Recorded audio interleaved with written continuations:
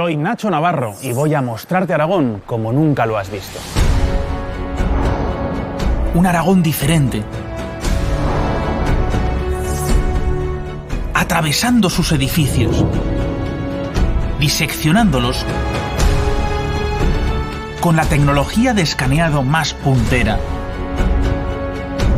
para crear representaciones perfectas de nuestros monumentos.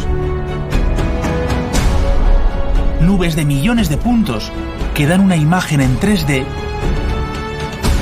que traspasa los límites de la materia, para mostrar el legado invisible.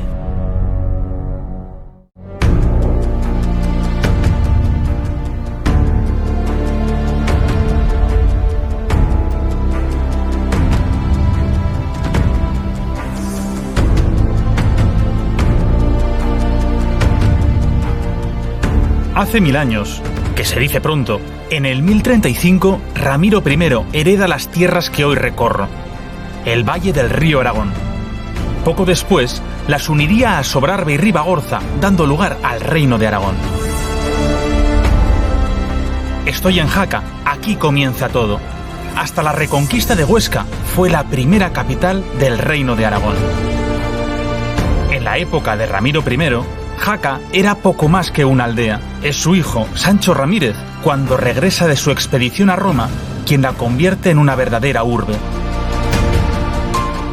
Y como la capital del reino necesitaba un obispo y el obispo de una catedral, mandó construir esta, San Pedro de Jaca. Sancho Ramírez pone a Jaca en el mapa, hasta desvía el camino de Santiago para que los peregrinos, como ocurre desde hace siglos, pasen por aquí.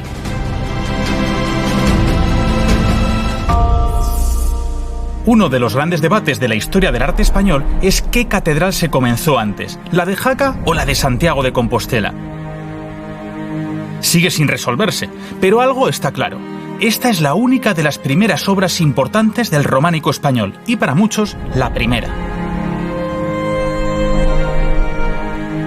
Volamos hasta la cabecera para entender la evolución del templo. Los sillares irregulares de su base indican que fueron maestros lombardos los que la iniciaron, pero que poco después se atiende al modo románico francés, mucho más refinado.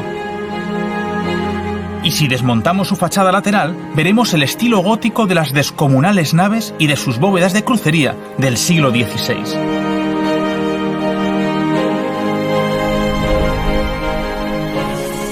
Belén, ¿qué tal estás? Bienvenido, Nacho, bienvenido a la catedral. Muchas gracias. Mira, vengo principalmente porque quiero que me desveléis todos los secretos que se pueda conocer detrás de estos muros, porque yo ya venía un poco con el run run, mirando mis anotaciones así un poco antiguas, que ya tenemos la catedral ya algo extraño, que está como desviada a 13 grados de su ubicación. Y eso, con lo perfecta que es, con estas dimensiones, ya se te hace bastante extraño. Sí, es uno de los grandes misterios. Lo que ocurre es que, como a tantos otros de la catedral que vamos a ir viendo, realmente todavía hoy en día no hay explicación de por qué esa desviación de 13 grados, que es tan importante, ¿no?, o tan grande. Claro, porque sobre todo, toda catedral tenía su ubicación de este a oeste. Eso es, la cabecera la tendríamos orientada al este, porque al este está Jerusalén y porque por el este sale el sol. Entonces Dios es el primer elemento que entra todos los días en el templo. Y aquí está puerta del oeste, la puerta de los pies, la del ocaso. O sea, que nosotros entramos desde las tinieblas. Eso es, vamos desde las tinieblas hacia la luz. Pero precisamente en esta portada tenemos otro de los grandes enigmas, que es este crismón. Este crismón que todavía los investigadores no tienen con seguridad cuál es la inscripción, ¿no?, o qué nos dice esa inscripción. Pero una de las más bonitas es que dentro de este crismón trinitario tenemos la palabra pax, la palabra paz, en alusión a Sancho Ramírez y a la paz que quería para la ciudad. Pero bueno, ¿quieres que veamos otros tesoros ocultos? Por supuesto. ¿Sí? Nacho, eso sí, antes, como buen peregrino, tienes que tocar la columna. Las tradiciones siempre, que esto nunca se pierde. Eso es.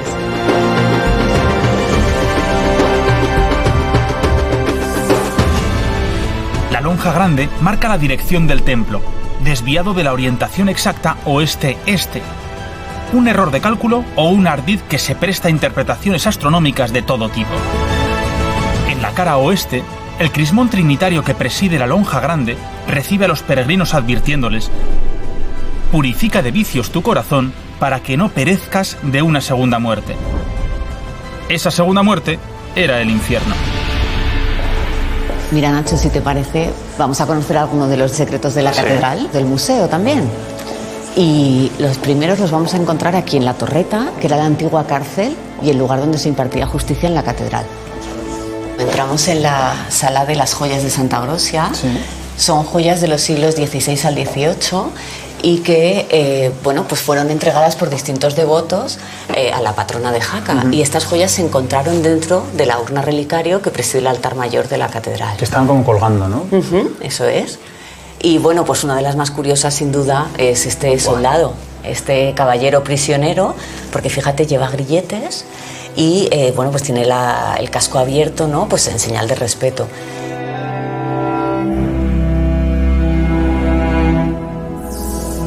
Para dirigirnos a uno de los tesoros de la catedral, atravesamos el claustro. Alrededor de él estaban las dependencias de los canónigos, los responsables de la catedral que junto con el obispo vivían allí. En el claustro se instala hoy el Museo Diocesano. Destaca una fabulosa colección de capiteles románicos y al fondo la sala que alberga las pinturas traídas desde la zaragozana Bagüés, uno de los conjuntos de pinturas murales más impresionantes del mundo. Madre mía, qué pasada. Esta es Belén, la famosa capilla Sixtina del románico que le llaman. Bueno, por lo menos es el mayor conjunto de pintura románica que hay en España y uno de los más grandes de toda Europa. Pero además, fíjate, Nacho, yo creo que esta sala nos permite vivir como eran las iglesias románicas, llenas de color, llenas de vida y llenas de luz, ¿no?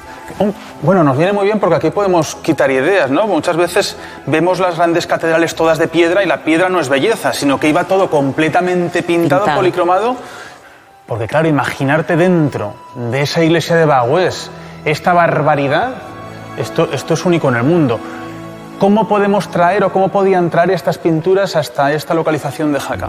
En aquel momento, con la técnica de arranque a estrapo, fue como se arrancaron y se trasladaron esos frescos. Eso sí, hay que tener en cuenta que eso es una técnica que hoy en día no se utilizaría. Hoy en día un fragmento de pintura románica que se encontrara se conservaría en la iglesia de origen.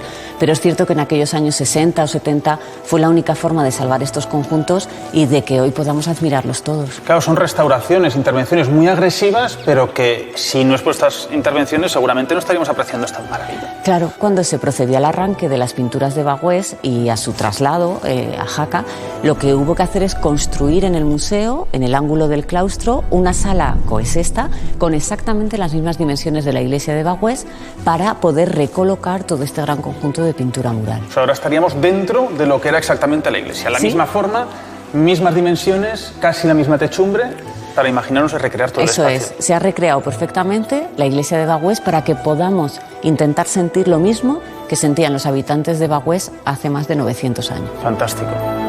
Solo hay que hacerlo en casos traumáticos y cuando corra verdadero peligro la conservación de la obra. Parece una barbaridad solamente imaginar, ¿no? Esos tiempos antiguos, con esa Biblia, tenían estos privilegios que ahora tenemos aquí en este museo. El traslado hasta uno de los extremos del claustro de la Catedral de Jaca, de las pinturas murales de Bagüés, supuso un esfuerzo titánico. Además de su extracción, traslado y restauración, se tuvo que acondicionar esta sala de dimensiones colosales. Hoy subimos a la parte más alta, a 13 metros de altura, para apreciar sus escenas que se suceden como las viñetas de un cómic del siglo XI.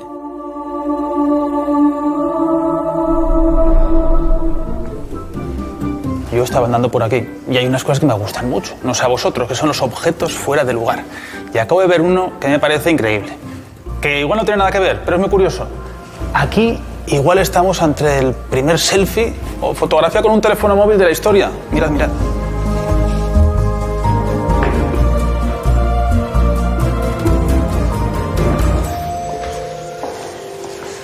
Bueno, Nacho, antes me has preguntado si había secretos en el museo. Pues tenemos uno que incluso su propio nombre es el Secretum. ¿Y nos desvelarás un poquito su historia? Bueno, vamos a ver lo que contamos. A ver. ¿No querías secretos de la catedral? ¡Qué chulada! Pues aquí estás, en el Secretum. Esto, mira, la catedral la conocemos un poco, pero aquí hemos entrado por el museo. Si ahora desgranamos y abrimos con las 3 dimensiones, con ese escáner, ¿dónde nos ubicamos? Estaríamos encima de la sacristía mayor, o sea, a la izquierda del altar mayor. Entonces un secretum sería un poco la cámara acorazada donde estarían las riquezas, los cálices, claro, todas las joyas. La caja fuerte de la catedral. Esto era el corazón más privado. Y aquí se guardaba pues todo el tesoro de la catedral. Y el gran tesoro de esta catedral podría ser el Santo Cáliz. Bueno, podía haber sido, sí. Parece fantástico el lugar. Dejo un momento a Belén para conocer un lugar inaccesible a los viajeros, la torre de la Catedral de San Pedro de Jaca. Para acceder a los lugares más desconocidos de las catedrales que vamos a encontrar, sin duda son las torres, son las espadañas. Son las zonas más altas, un poco esos nidos de águila que encontramos, donde aquí se albergan las campanas. Las campanas no están en altura ni se crean las torres para que se vea esa iglesia lo más lejos posible, sino para que se escuchen las campanas lo más lejos posible. Esto es la voz que tenemos, son los medios de comunicación más primitivos. Aquí, por ejemplo, encontramos un juego de 4 instrumentos que todos tienen nombre femenino, desde Santa Orosia, no puede ser de otra forma, hasta la campana de la agonía, que como curiosidad, campana de la agonía suele haber en las principales catedrales porque es el instrumento que va a acompañar al agonizante durante las últimas horas de su vida. Un patrimonio que, por cierto, está casi en extinción. Estos agujeros que vemos no son casuales, aquí no son goteras, sino que el campanero era tan importante que ponía las cuerdas a las campanas y las bajaba ¿a dónde? A su casa para tocarlas desde ella, porque aquí es donde habitaba. Y esta zona es lo que era la casa del campanero. Pero os voy a contar una curiosidad muy pequeñita. Cuando le necesitaban de urgencia, cuando alguien fallecía o directamente alguien podía atacar a la localidad, aquí encontramos un agujero que da hasta el exterior de la calle. Entonces había una cuerda con un campano. Llegaban los vecinos, tocaban rápidamente el timbre de la antigüedad y él entonces se enteraba de lo que ocurría y empezaban a tocar todas las campanas. El Camino de Santiago trae, entre otras cosas, una nueva forma de construcción, el románico francés o pleno, que mejoró el primitivo, el lombardo. El crucero tiene una magnífica cúpula de piedra. Sin duda, la magnitud del templo sobrepasó las pretensiones iniciales. Tanto es así que las naves se cubrieron con madera, pero los constructores se quedaron sin dinero. En el siglo XVI se terminarían las bóvedas que hoy vemos.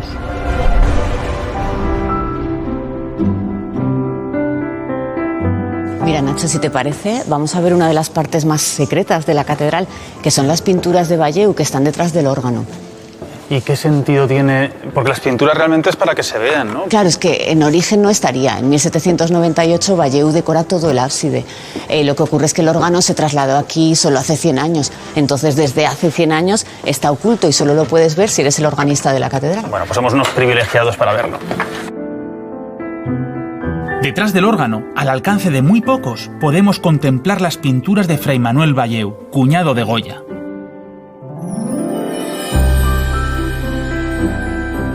Vaya barbaridad. Yo, Belén, la verdad es que esto no me imaginaba estar no solamente delante, es que primero es tamaño real y que es que realmente podríamos tocar los lienzos, tocar los retablos de pincel tan famosos como son estos de Valleu.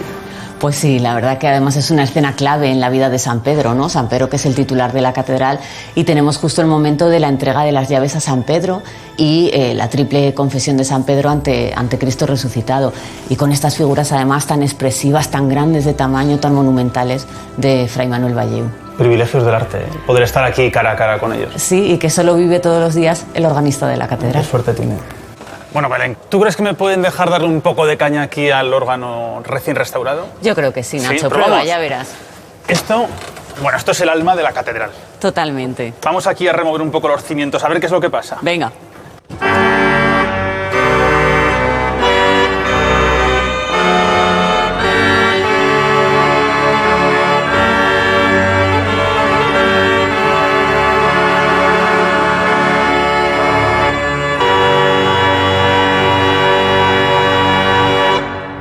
Bueno, no creo que nos echen aquí, ¿no? No.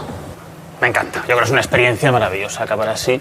Este lugar tan mágico, misterioso, ¿no? También y oculto, sí, como es la Catedral de Jaca. Así que muchísimas gracias por dejarnos estos privilegios.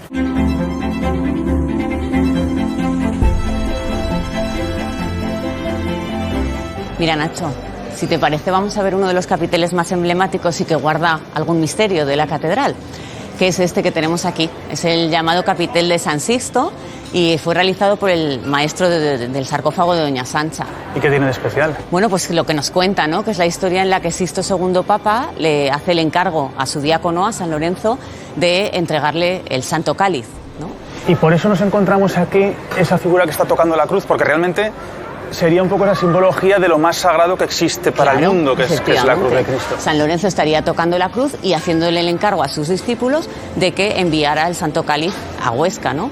Y esa es la tradición que nos cuenta que el Santo Grial estuvo por aquí, en esta zona del Alto Aragón. Uno de los testigos más antiguos, no sé, por época, pues igual de la humanidad, que nos pueda decir esos de que existe, ¿no? De que existe algo tan ansiado, tan buscado y tan... Bueno, es un indicio, ¿no? Realmente es un documento que nos habla de que en el siglo XII se hace esa entrega y esa llegada del Santo Cáliz. Genial, muchas gracias.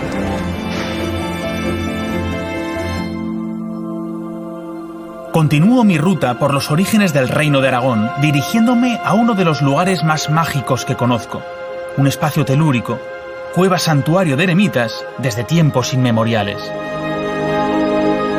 Desde el sur amenazaban los musulmanes. En estos valles el poder los tentaban los nobles cristianos.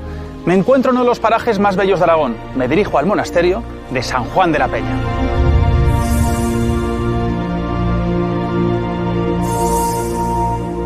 Escondido en la umbría de una gran peña, surgiendo de las entrañas de la tierra, un monasterio que me transporta al siglo VII, hasta el territorio inmaterial de la leyenda.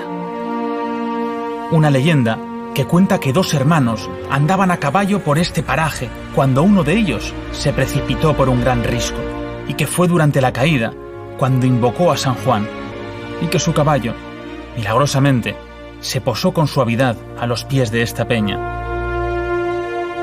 En este lugar, los dos hermanos encontraron la entrada a la cueva de un ermitaño.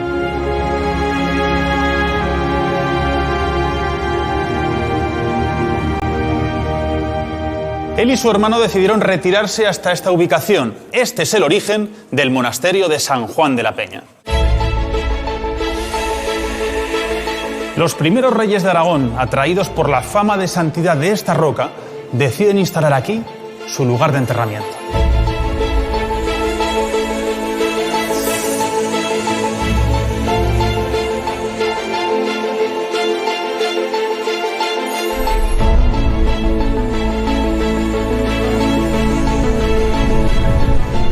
La planta baja del monasterio viejo, la más antigua, muestra su pasado mozárabe.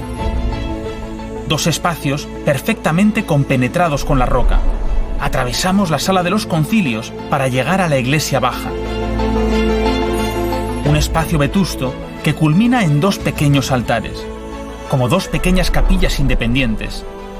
Dos espacios separados, probablemente para mantener aislados a hombres y mujeres durante los oficios. Y fuera, un espacio más amplio, la sala de los concilios, que albergaba las austeras celdas y el comedor de los monjes. Las imágenes de nuestro escáner nos ayudan a entender mejor este espacio y, sin duda, a conocer y valorar más nuestro patrimonio.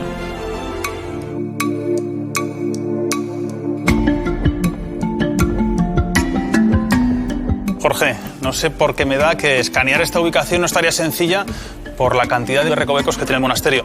Pues sí, así es un espacio bastante grande y con bastantes recovecos, muchas salas y luego zonas angostas debajo de la piedra, detrás de las edificaciones, que hace que el avance no sea todo lo rápido que se desearía, pero luego llegamos a zonas amplias como es el claustro o la iglesia y ahí así que el avance es bastante más rápido. Porque aquí conseguimos escanear cada edificio al milímetro de lo que apreciamos con la vista, de tal forma que si hubiese cualquier tipo de modificación estructural, dentro de unos años se podía apreciar. Sí, tanto en la propia roca como en la propia piedra labrada podríamos ver que imperfecciones que se produjeran o el paso del tiempo que afectara algún desprendimiento de alguna roca o la propia erosión que podrían sufrir los capiteles, pues al volver a realizar un escaneado y estando todo en el mismo lugar, podríamos ver las diferencias que hubiera entre unas zonas y otras de la primera vez que estuvimos a la segunda. Porque estas nubes de puntos que se generan, ¿cómo funcionan? ¿Cuántos golpes de láser creamos? Sí, el escáner láser lo que hace es que con un espejo giratorio lanza un rayo láser. Entonces, haciendo un giro completo, cogemos toda la superficie 360 grados a una velocidad de 2 millones de puntos por segundo. Cada segundo 2 millones de puntos que va lanzando contra las diferentes ubicaciones. Salen, rebotan y el escáner los recoge. Vale, pues te dejo trabajar tranquilo y luego hablamos. Vale, gracias. El escáner me va a ser de gran ayuda para conocer los lugares, pero en mis rutas también van a ayudarme las personas que conocen todos sus secretos. En el caso de San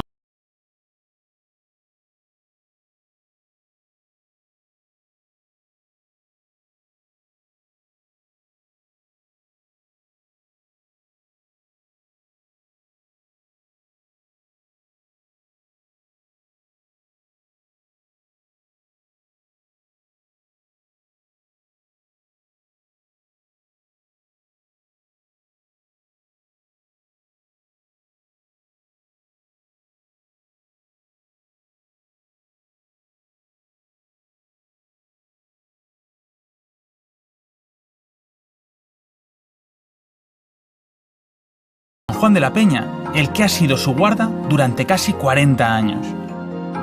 ¿Qué tal, José Luis? ¿Cómo estás? Pues muy bien. Bueno, como sé que llevas aquí más de 36 años siendo el guarda de este monasterio, yo creo que no tenemos persona que lo conozca y que nos lo desgrane y nos presente un poco ese patrimonio oculto, esas curiosidades que entrañan estas rocas.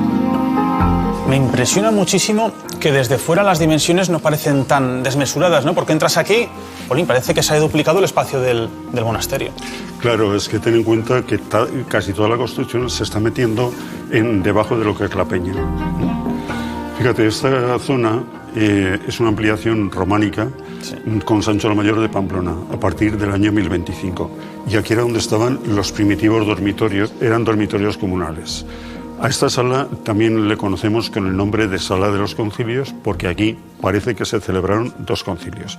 Pero esto es algo bastante falso y era una forma de darle importancia al monasterio. Curiosamente, en esta zona hay una leyenda que dice que aquí era donde estaba la celda de castigo. Ah, que tenemos aquí como... Bueno, tenemos una cascada, un pequeñito río, ¿no? Pero en aquella época bajaba el agua gota a gota, sí, y decían que era el suplicio o el castigo del gota a gota. Hemos visto la iglesia prerrománica y ahora ya estamos en la gran iglesia románica. Bueno, aquí hay que hacer yo creo que un ejercicio de recreación, porque nosotros estamos viendo esta piedra completamente desnuda, pero claro, en aquel siglo XI, yo me imagino aquí los monjes, el gregoriano, la música, el aroma de incienso. ¿Cómo tendríamos un poco esta iglesia? La peña estuvo pintada con un pantocrator y un cielo estrellado.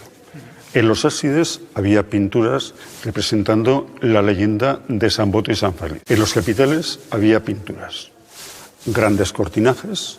Lo más seguro, un artesonado cubriría la bóveda de cañón.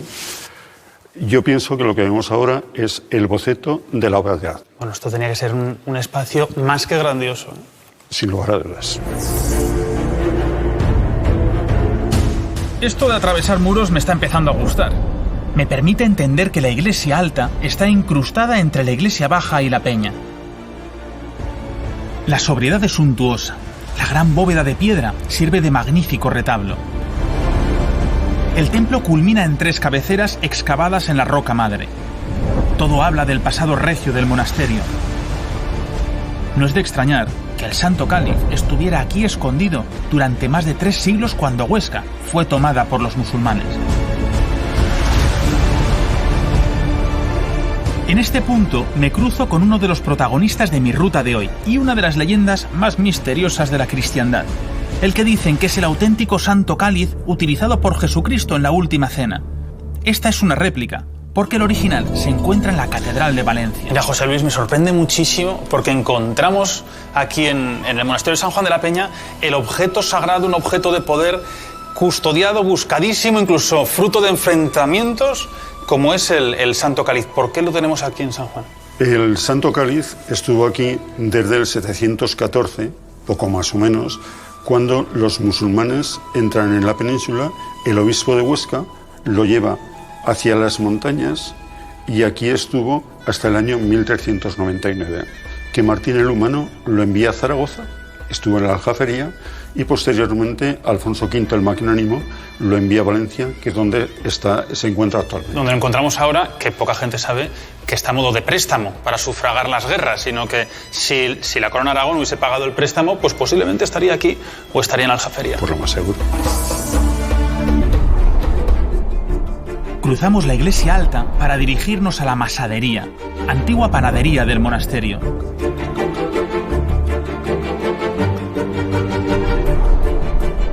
Actualmente, en este espacio se encuentran las tumbas de los primeros reyes de Aragón. Y al fondo, tras la verja, el espacio donde descansan numerosos miembros de la familia real. Y ahora, José Luis, entramos en lo que conocemos como la zona de la masadería, que sería esa antigua panadería. Si los nobles estaban enterrados aquí, era porque los reyes también estaban enterrados. Que estaban separadas. Exacto. Las dos zonas de sepultura. Exacto. Fíjate, a ver, este era uno de los hornos del pan que tenía el monasterio. Esta es la lauda, la tapa de la tumba de Pedro I, fue el tercer rey de Aragón. Esta de aquí es la lauda de Ramiro I, que era el primer rey de Aragón, y aquí la infanta Isabel, que era hija de Pedro I. ¿Quieres entrar? Entramos, vamos a verlo. Esto es un privilegio entrar aquí. Es un privilegio importante, además. Porque además aquí sí que estás entrando en ese nacimiento de sepulturas de Aragón, los primeros reyes. Exactamente. Las personalidades más importantes, los que nos crean este reino de Aragón. El primer panteón de los reyes de Aragón. Fíjate, estos son enterramientos del siglo XI y de principios del siglo XII. Y como tú has dicho, son tumbas antropomorfas y rectangulares, que son esta de aquí. Es en 1935 o en el 41, cuando hay un arquitecto, que es Íñigo Zalmés, que abre este hueco y entra a la zona de la necrópolis medieval. Y ahí es donde se empieza a descubrir que están estos restos de los reyes. Exacto. Y en el año 85 hay un equipo que levantan todos los restos de los reyes para estudiarlos. Tengo una anécdota de aquel momento en que mi hijo, que en aquellos tiempos tenía 9 años, estaba con los arqueólogos, era prácticamente la mascota del grupo. Todos los arqueólogos tenían pues 18, 19, 20 años y él tenía solamente 9 años.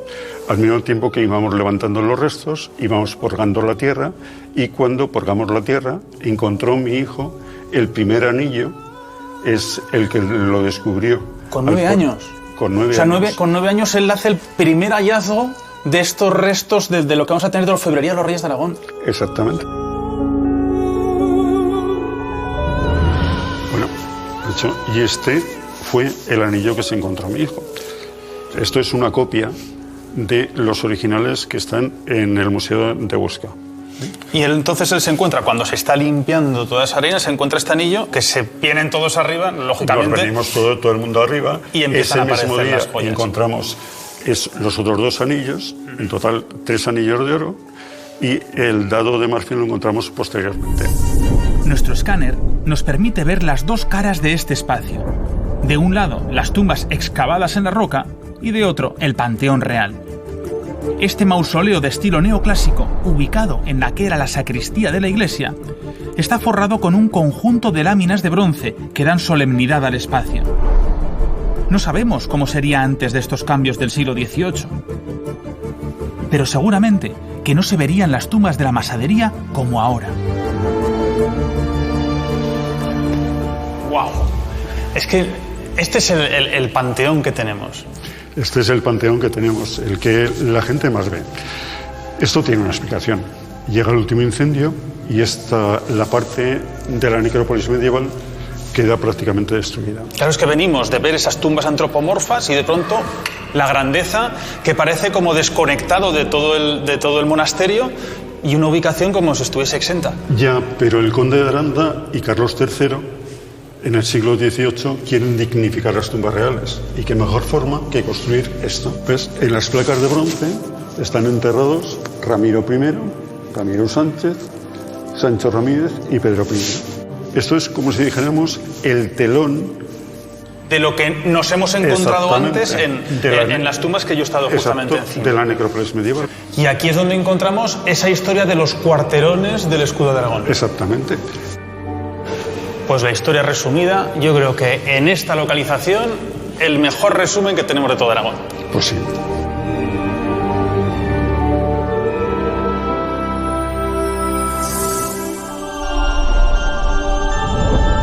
Resulta una rareza que el claustro no esté cubierto, o mejor dicho, que tenga por único techo la gran mole de roca, la peña.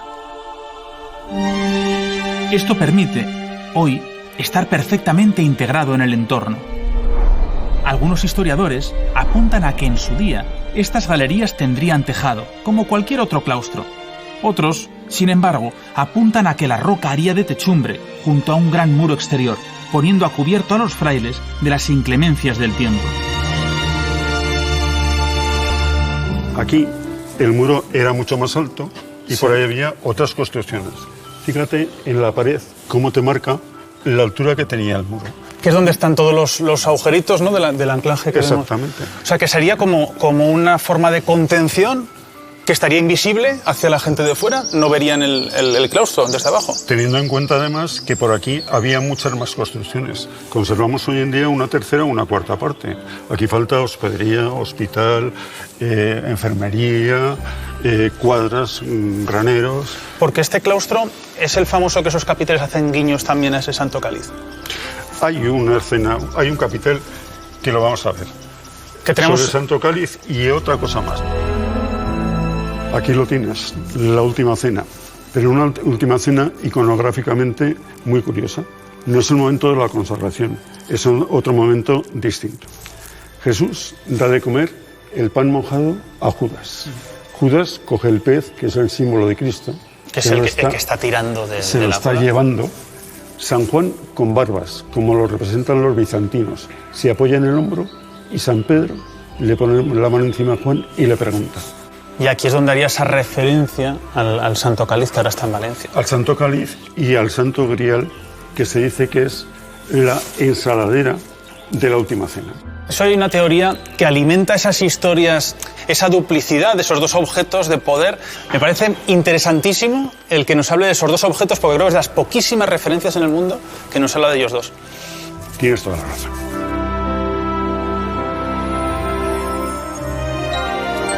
Vale, vamos a centrarnos.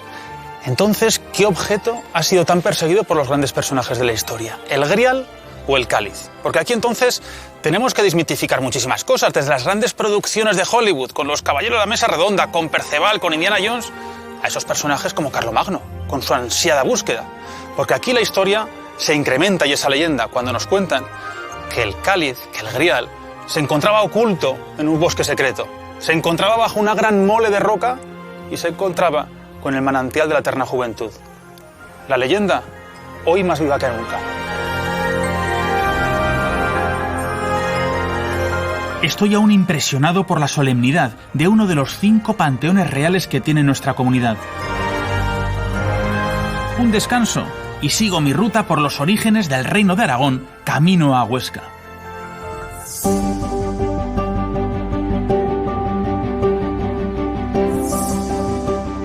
Hoy he recorrido lugares impresionantes, donde las piedras cuentan leyendas y esconden enigmas. Y el culmen de este viaje no puede ser otro que el Panteón Real de San Pedro el Viejo, en la ciudad de Huesca. Eduardo, ¿qué tal? ¿Qué tal, Nacho? Como presidente de la Asociación de Obreros de San Pedro el Viejo y arquitecto, eres la persona idónea para explicarme una serie de dudas que yo tengo sobre los ábsides de esta iglesia. Claro, he estado leyendo un poco acerca de esta separación de los ábsides y realmente hace unos meses no podríamos hacer este recorrido porque no lo encontraríamos así. Pues no, aproximadamente desde el ábside mayor estaba totalmente colmatado de edificaciones. Las vecinas de Ramiro el Monje llegaban hasta encima de todos los edificios de la parte esta oriental del monasterio. O sea, que la gente realmente habitaba dentro o colindante con lo que sería la parte de la iglesia. No solo colindante, sino superpuesto. En estas plantas bajas se ve las cicatrices de todo cómo estaban los edificios montados y esto estaba totalmente colapsado.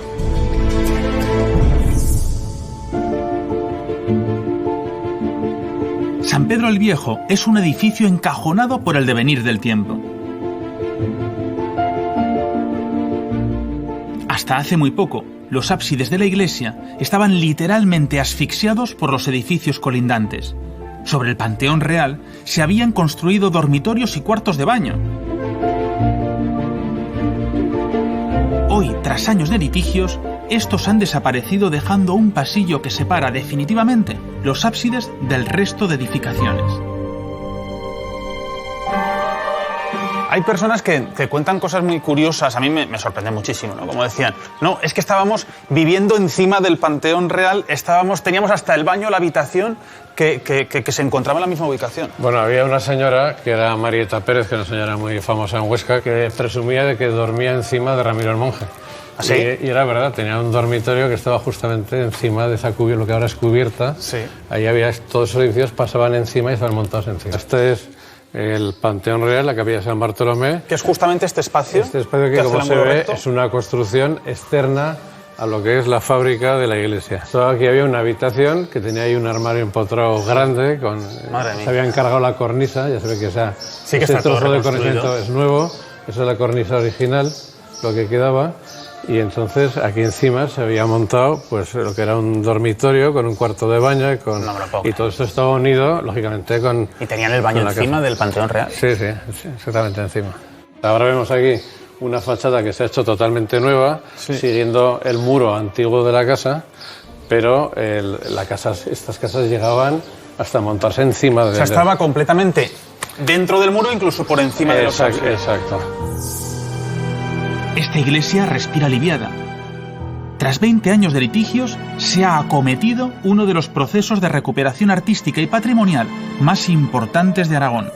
Pero hay que entender que en el siglo XIX y en el XVIII el arte románico era un arte de bárbaros, un arte denostado. En Huesca se derribaron varios edificios, iglesias románicas en el siglo XIX. San Pedro estuvo a punto de ser derribada también. Quiero decir que la falta de respeto que hoy día nos sorprende tanto, en aquella época era normal. Hay que tener en cuenta que San Pedro el Viejo fue la sede real de Aragón más prolongada, porque aquí vivió el rey durante 21 años. O sea que esto realmente ha sido salvado por los vecinos, por el empeño vuestro también en recuperar este patrimonio y en devolver el esplendor a todo el Panteón Real. Pues efectivamente se trataba de devolver la dignidad a un monumento nacional de singular valor por los valores que contiene y la historia, ¿no? Afortunadamente nuestro patrimonio histórico está en muy buenas manos, como acabamos de comprobar en esta iglesia de San Pedro el Viejo de Huesca. Acompañadme que vamos a conocer su interior. Hola, buenos Antonia, días, ¿qué tal? bienvenido. Muchas gracias. Eres la guía y conservadora de este templo. Lo hemos estado viendo por el exterior, esta maravilla románica, pero me gustaría conocer el interior. Vamos hacia adentro.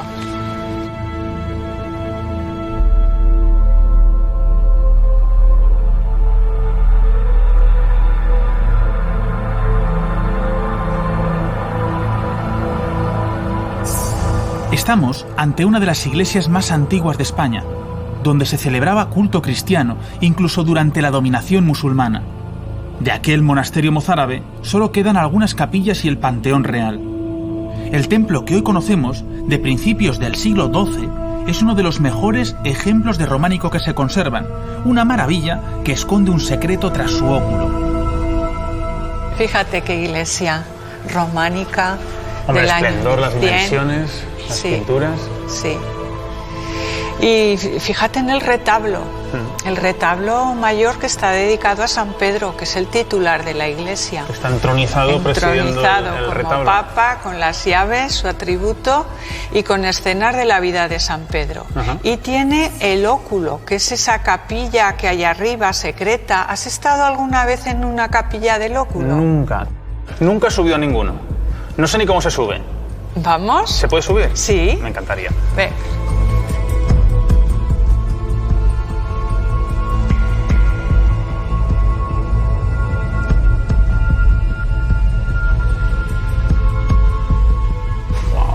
Estamos en las tripas del interior, retablo. la parte trasera del retablo. Qué curioso, yo creo que ver un retablo por detrás no se suele ver porque son zonas bastante inaccesibles. Sí. Y por aquí subimos al óculo. ¿Quieres que subamos? Por supuesto. Vamos a verlo. Subimos aquí, verás la ventana del ábside y entramos ya en la capilla del óculo. Anda, pero que hay una capilla aquí arriba. Fíjate. Aquí tenemos el óculo, que aquí vemos la iglesia al fondo. Sí, que a Pero través yo no de la sabía luz... que había capillas privadas dentro de los retablos. Sí. Es típico en Aragón, una capilla para guardar el Santísimo. Es como un sagrario en alto. Y a través de la luz que entra por la ventana, pues pasa la luz al óculo y se transmite a la iglesia y hace un efecto muy teatral, muy bonito. Vale, que esta luz es nueva porque estaban aquí las casas que hemos visto afuera. Yo nunca me imaginaba que podía haber capillas dentro del propio retablo. Fantástico. Me alegro que te guste, es típico en Aragón, en las iglesias importantes. De esta época proliferan los templos dedicados a San Pedro, primer papa después del viaje de Sancho Ramírez a Roma. Volamos hasta la torre para colarnos en la capilla de San Ponce, prolija en jocalías o tesoros del templo, para ascender hasta su campanario, una torre que hoy solo tiene 2 cuerpos y que hace más de un siglo tuvo que ser acortada porque amenazaba con derrumbarse.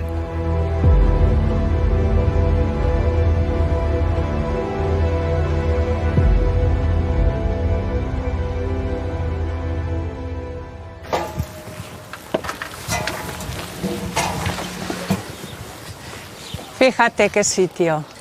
Estamos en el centro de Huesca prácticamente. Exactamente, aquí sí que no sube nadie.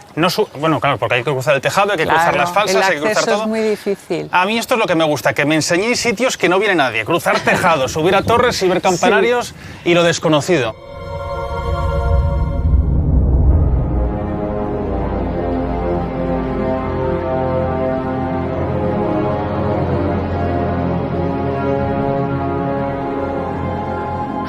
¿Qué pasará? Mira qué sitio. Esto no lo imaginaba.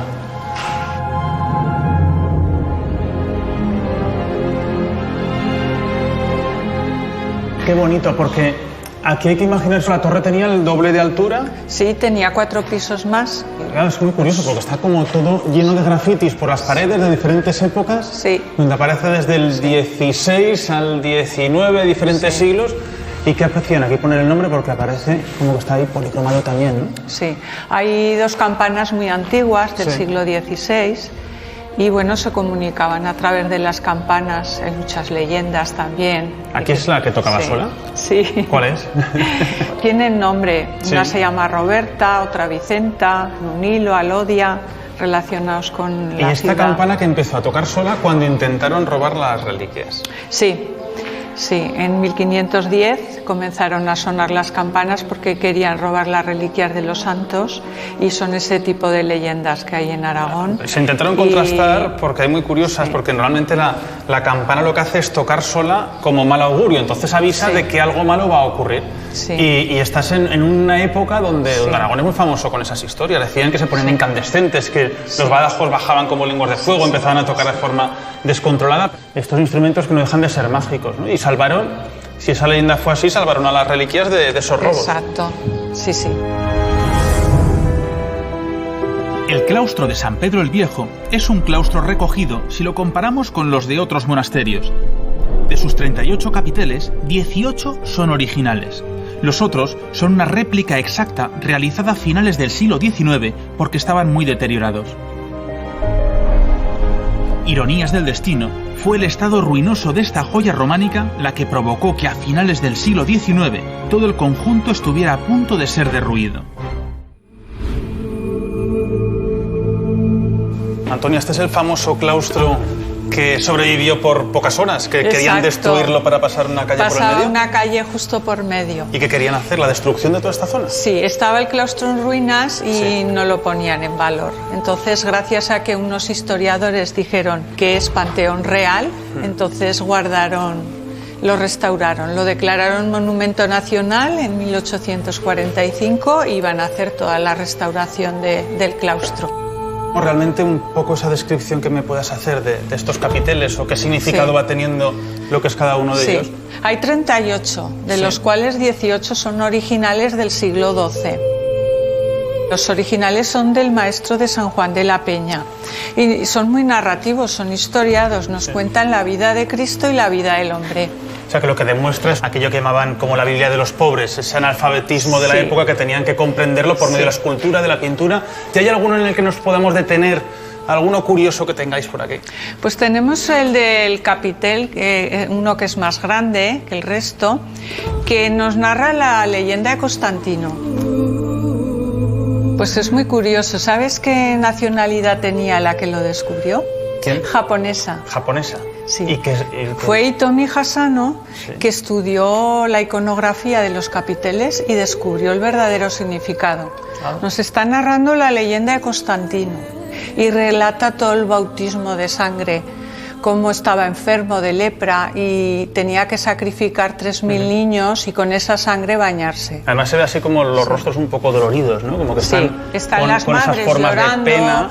que van a sacrificar a los niños, pero se convierte y ya al final no se hace ese tremendo sacrificio. Que y es muy narrativo. Sería un poco un claustro de conversión. De conversión. Qué bonito. Todo el claustro está reflejada en la conversión. Hay muchas escenas de bautismo. ¿Conoces el Panteón Real? No, la verdad es que nunca he estado. Pues vamos a entrar, que se entra por aquí a la derecha. ¿Esta puerta siempre está cerrada? Sí, por seguridad. ¿No podemos acceder habitualmente al panteón? No. Entonces aquí encontramos ese segundo gran panteón de los reyes de Aragón. Sí. ¿Aquí qué podemos encontrar? Aquí se guarda el rey Alfonso I, el batallador rey de Aragón, de Castilla, de León, de Pamplona. Es el que conquistó Zaragoza. Aquí se guardan sus restos. Claro, porque además esta losa no es original. No. Se aquí conserva un dibujo. ¿Y aquí quién más podemos encontrar en el panteón? Aquí está también su hermano, enfrente, el rey Ramiro el Monje, un rey que destacó por su diplomacia. ¿Y esta es su sepultura original? Porque parece de otra época. Es un sarcófago romano, finales del siglo II. Y bueno, guarda sus restos, se reaprovechó por la antigüedad. Porque por él la quiso belleza. enterrarse aquí. Quiso enterrarse aquí porque fue monje en este monasterio. Que aquí me parece que, no sé si podría ser en su día, ¿no? Pero si esto se llega a derribar, si llegan a hacer la calle, posiblemente no tendríamos ahora mismo los reyes de Aragón aquí. Exacto. Volamos sobre el lugar más regio del templo, el Panteón Real. Situado en un extremo del claustro, junto a la cabecera, esta capilla se asienta sobre el primitivo templo mozárabe. Un recinto que nos transporta al más remoto medievo. Vamos a ver ahora la imagen de San Bartolomé. ¿Qué tiene de especial esta imagen y sobre todo por qué se elige este enclave tanto para ella como para los enterramientos de los reyes? Mira, estamos en la parte más antigua, el muro, el testero recto, el suelo que está más bajo, la capilla hay capiteles del siglo VII, incluso anterior. Y estaba dedicada a San Bartolomé, que es este santo que pisa al demonio. Sí. Y hay muchas leyendas. ¿Ah, sí? Y que un cronista, Francisco Diego de Ainsa, nos cuenta de una endemoniada que se sanó aquí en esta capilla. Se le empezó a hinchar la garganta y expulsó por la boca una piedra del tamaño de casi medio queso. Estos monjes eran famosos por sus dotes como exorcistas, pero Sí. cuando he entrado me ha llamado la atención el objeto que está sobre el altar, que es el Santo Cáliz, porque venimos de San Juan de la Peña, donde es uno de los grandes referentes que tenemos en España como custodios del cáliz, pero ¿por qué lo encontramos aquí? Sí, porque en esta ruta del Santo Cáliz es el primer lugar en España donde llega el Santo Cáliz, porque lo manda San Lorenzo de Roma a casa de sus padres, Orencio y Paciencia, que vivían en Huesca. Entonces aquí es el origen de esta búsqueda del poder, de esta búsqueda del Real que finaliza ahora en Valencia, ¿no? Y yo creo que es el colofón perfecto para nuestros orígenes del Reino de Aragón. Absolutamente.